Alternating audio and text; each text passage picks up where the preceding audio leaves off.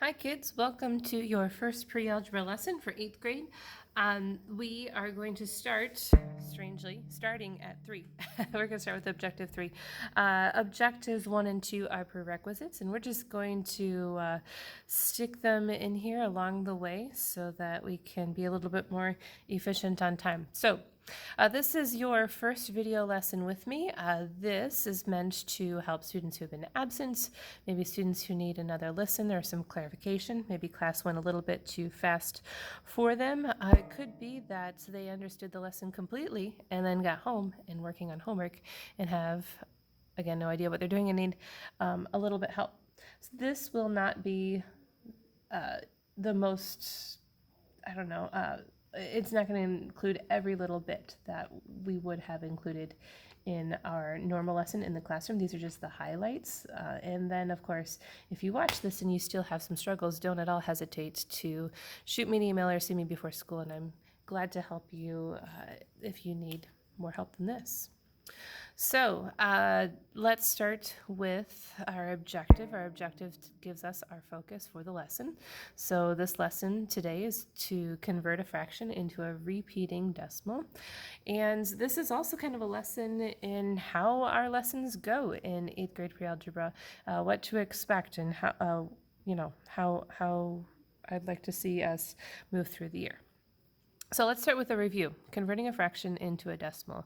And so here we have a pie of 4 slices, and 3 of them are shaded. And if we were to write a fraction to represent this, we would say 3 of the 4 pie slices are shaded.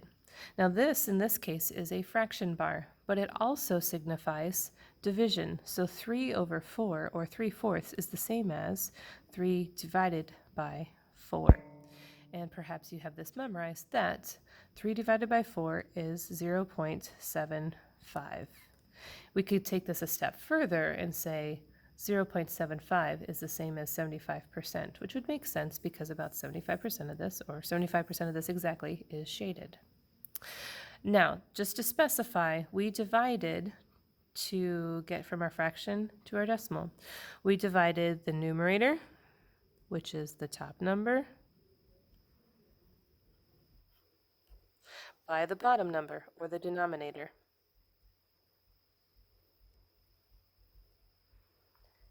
If you need a word association to remember which is which, denominator goes down. Okay, well, let's then carry that into something that is new, where we are going to convert a fraction into a repeating decimal. And we are going to use the same process as we did above and see what new thing occurs.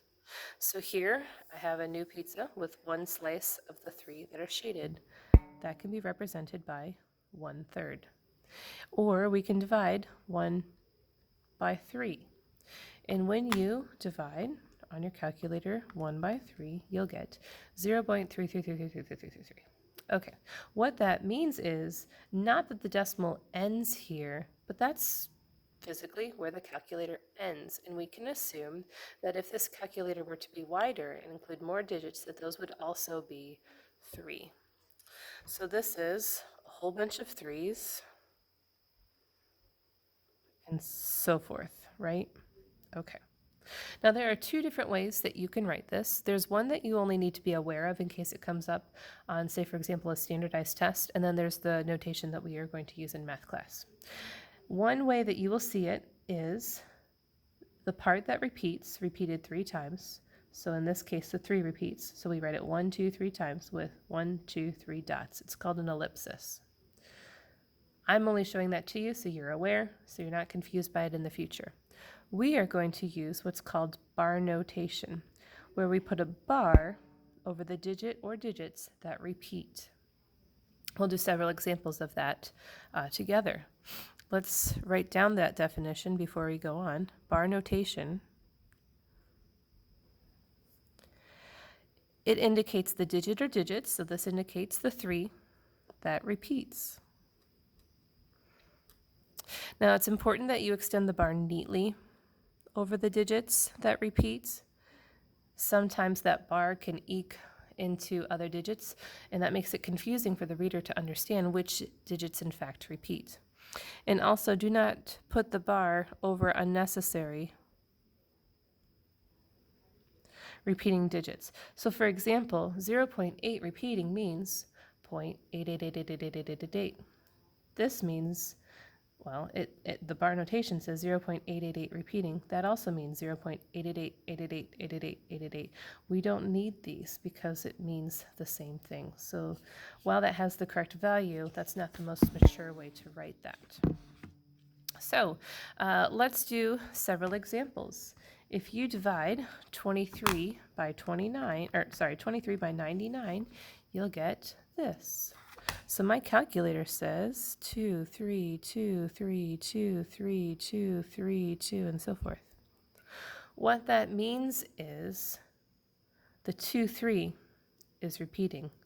Now we can write that the long way. So repeat the digits that repeat 3 times. 2, 3, 2, 3, 2, 3, and a dot, dot, dot, or an ellipsis. But using bar notation, we would say 0.23 and a bar. Let's try another one. If I have 35 over 36, 35 divided by 36, I get 0.97 and some 2's. 0.97, I think there's 7 2's. Doesn't matter, because if that, pretend this is the screen, if that screen were to be extended, this would continue with 2's. So what it means is that 2 is what repeats. You can write it 1, 2, 3 times with an ellipsis, and you can signify it that way. Or with bar notation, you would write 0.97 and only put a bar over the 2 because only the 2 is what repeats. Take a stab at the next one, and then I'll show you the solution.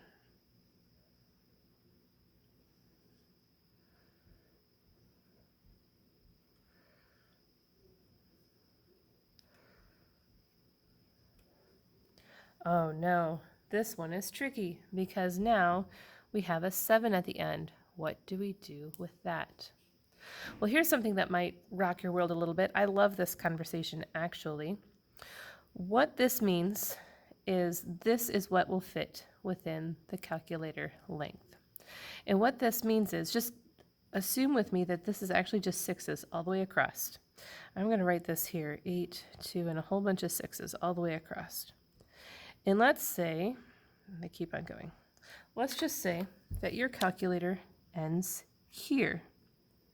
And what happens is your calculator needs to round to the closest, whatever that place value is.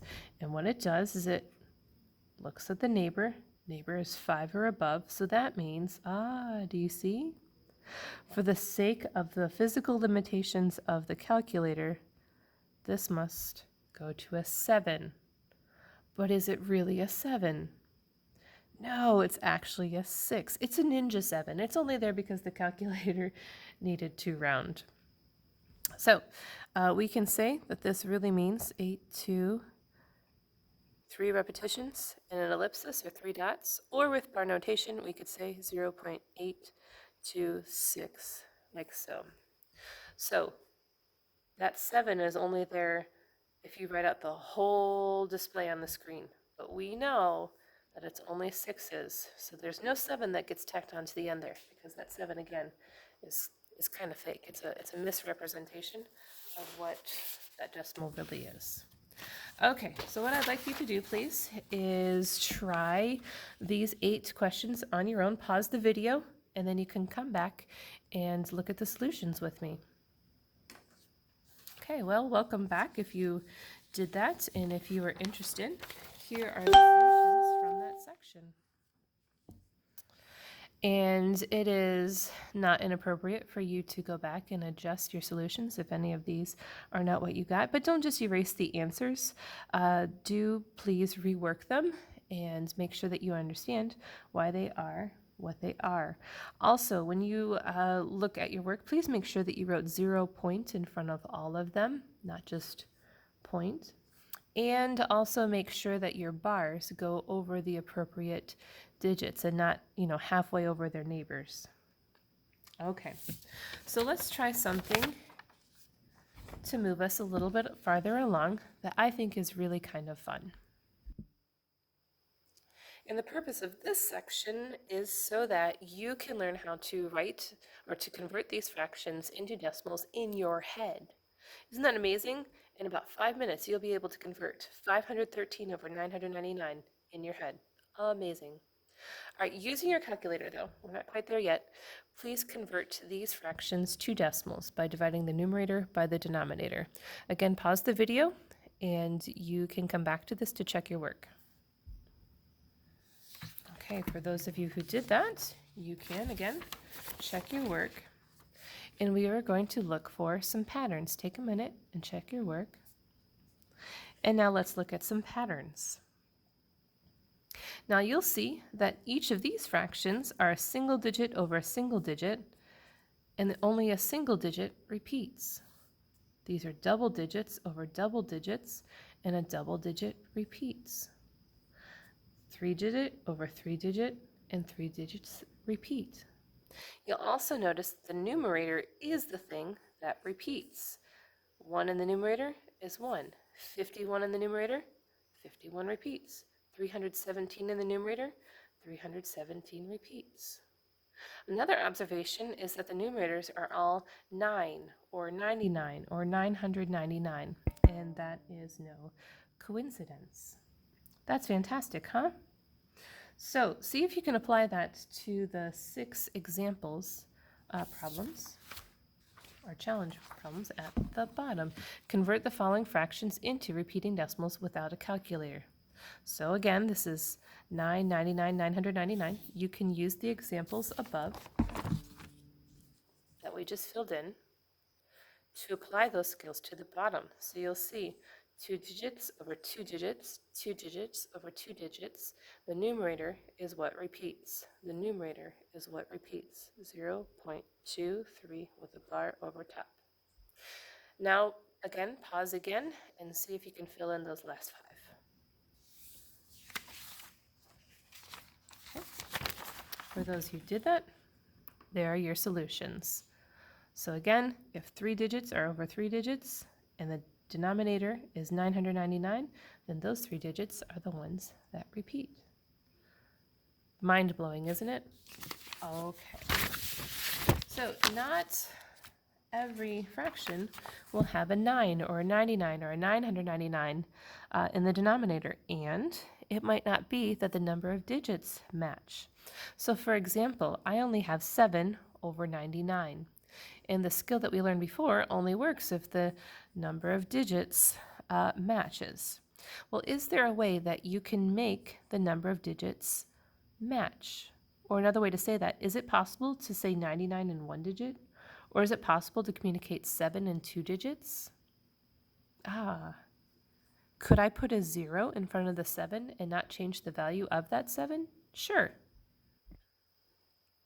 07 is, of course, the same as 7. And now I have a 2-digit number that will repeat. So this 0 is necessary because the repeating decimal form would be 0.07070707. If I don't write that 7 there, it would be 0.77777 repeating.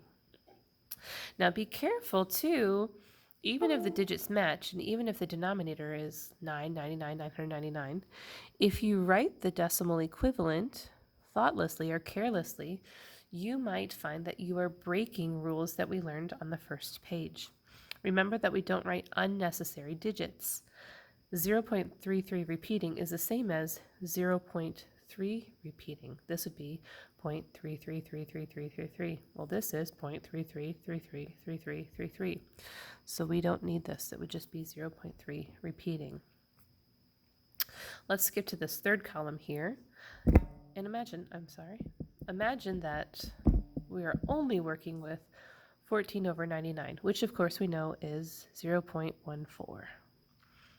But we have this whole number 5 in front of it. So all we need to do is to put that 5 in front.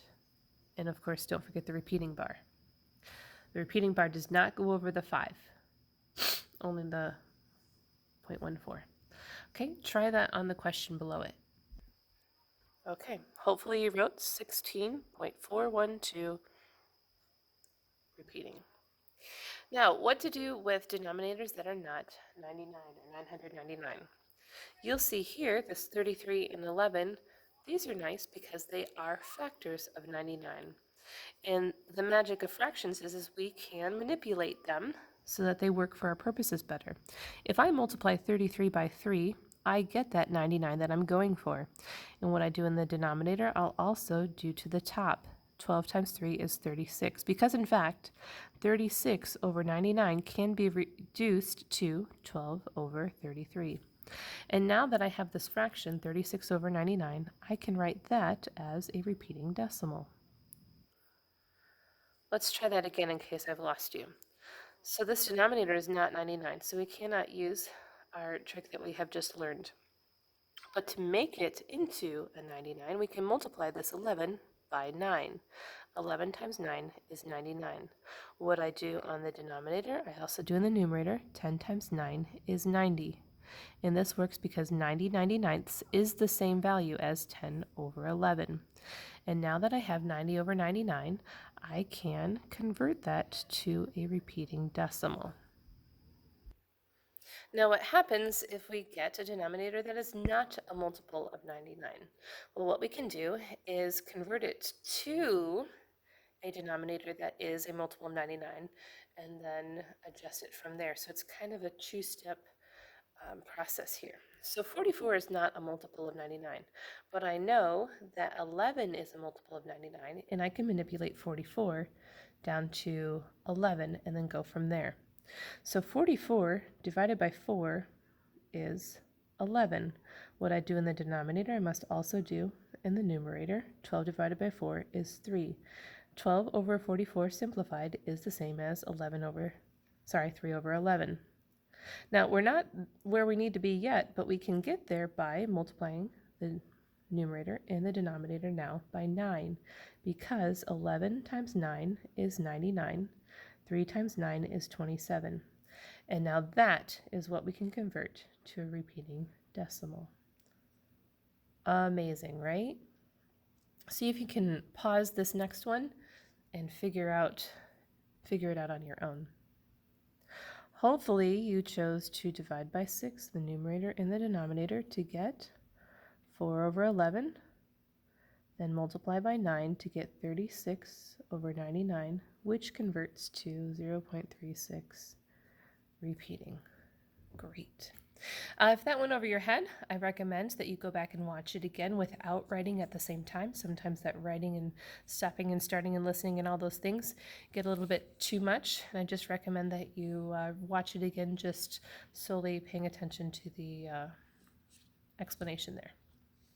Okay, so this heading says it's a walk in the park, or the IR, or the STAR, or whatever standardized test that we are thinking of. I don't particularly teach to the test. However, I do like my students to be aware of different forms of test questions so that they're not surprised by them in the future. So occasionally we will steal a part question or two just so that students are familiar with how they might see this question on a standardized test. So take a moment and attempt these two questions. Number 7 is a super duper challenge problem. I think you can do it. And if not, take a stab and then we will discuss it in a moment. Give it a pause and come on back. Okay, so here, 6 over 11, 11 can be 99 if you multiply by 9. What I do in the denominator, I do to the numerator. 54 over 99 converts to 0.54 repeating. So this would be option D. Okay, for this next one, we are adding 0.5 and 0.2 repeating. There's a couple different ways that you can look at this. If you're just looking at a decimal, 0.5 and 0.2 repeating is 2, 2, 2, and so on. So if I added these up, many students think 0.7, and they'll go to the 7/10. Or because they're thinking of this repetition here, they think surely that this is a repeating decimal, so therefore it must be 7/9. But take into consideration this. So it's actually 0.7222 and repeating, so it's neither of those. Now, let's see what this would be if we just added these fractions. 0.5 is 5/10, or 1/2. 0.2 repeating, one digit that repeats, so you know it goes over 1 9, and 2 is the numerator because that's the digit that's repeating. Now when you're adding fractions, remember you need the same denominator and the lowest multiple of, or the smallest number that has factors of 2 and 9 is 18. We'd multiply this by 9, these by 2 to get 9 over 18 plus 4 over 18, same denominator. 9 and 4 make 13 over 18. Whoa, amazing! And of course, you could go back to your calculator and check it. 13 divided by, oops, helps if you push the right buttons, 0.7 and some 2's. Amazing, right? Okay, I really like that question. It makes me happy. Okay, let's look at what your homework is, and since this is your first homework assignment, maybe I'll explain it a little bit more. It will say Objective 3 homework, so you know that these things match. And if you want to watch the lesson, of course, you found Objective 3 lesson. On your homework, it'll say on your grade book, it'll say Objective 3 homework. Everything goes together. This, again, is our focus. And so we do have notes for a reason. They do line up with your homework assignment, typically in chronological order. So these directions say to convert each fraction into a decimal with a calculator. And so the first thing that we did was that skill exactly. And on the back of the first page, I would use this as a reference in case you need a little bit of help. Divide the numerator by the denominator and make sure you use bar notation correctly. And then it says to convert each fraction into a repeating decimal without a calculator. And it starts simpler and it gets a little bit more difficult. Now it could be that you're like, I don't know what to do with this. You can go back to your notes and find a similar question. So let's say you're not quite sure what to do with this 5. I have 5 and 71 over 99. Well, you can go back to your notes and say, I think I had one of these. Yes, in fact, I had 5 14.99s. Oh, that's how I did it. And so you can use that to see that this would be 5 point like so. Okay. If you need any help, please do not hesitate to contact me. You are never a trouble or a bother to me.